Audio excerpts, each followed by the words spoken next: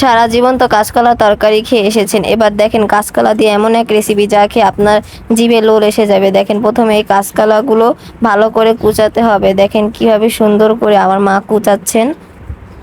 এই দেখেন প্রথমে এভাবে, তারপরে আবার উল্টা দিকে এভাবে কুচি কুচি, একদম কুচি কুচি করতে হবে।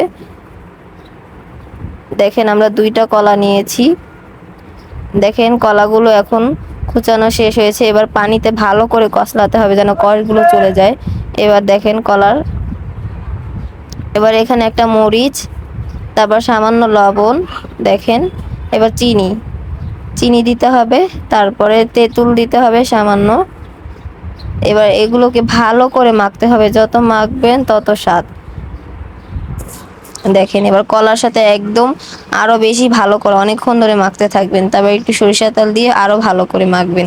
একবার খেলে আপনার বারবার খেতে মন চাবে।